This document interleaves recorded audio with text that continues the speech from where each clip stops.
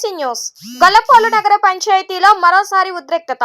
దళితులకు సంబంధించిన శ్మశాన వాటికను గొల్లప్రోలు నగర పంచాయతీ అధికారులు సిమెంట్ స్తంభాలను వేసి ఇనుప పూసలతో స్వాధీనపరుచుకోవడాన్ని స్థానికులు గతంలో అడ్డుకున్నామని ఎంఆర్పీఎస్ రాష్ట్ర కార్యదర్శి కాకినాడ నూకరాజు అన్నారు. ప్రస్తుతం తమ వారు చనిపోతే ఎక్కడ ఖననం చేయాలో తెలియని దుస్థితిలో ఎస్సీలందరూ ఉన్నామని, అధికారులకు తమ గోడును వినిపించేందుకు ఈ నిరసన చేపట్టామని ఎంఆర్పీఎస్ రాష్ట్ర కార్యదర్శి నూకరాజు పేర్కొన్నారు. దళితులపై ఇంత ఘోరంగా వివక్షత చూపుతున్నారని, మనిషి జీవితంలో చివరిసారి చేసే అంతిమ సంస్కారాలకు కూడా స్థలాన్ని లేకుండా చేస్తుండడంతో ప్రభుత్వంపై రాష్ట్ర కార్యదర్శి కాకినాడ నూకరాజు మండిపడ్డారు.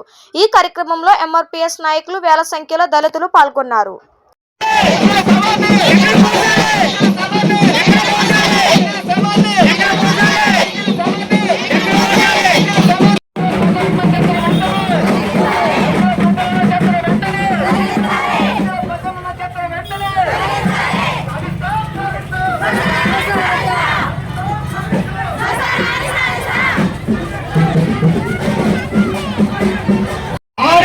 అడుగుల భూమి మాత్రమే మేము అడుగుతున్నాం.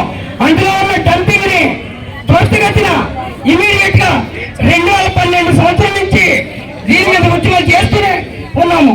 కానీ రేపు వస్తున్న డిప్యూటీ సీఎం గారికి మా గోడు వినిపించుకోవడానికే కాదు, మాకు అక్కడ శాంక్షన్ ఆ డంపింగ్ ఇమీడియట్ గా తరలించే విధంగా మీరు చర్యలు తీసుకోవాలి.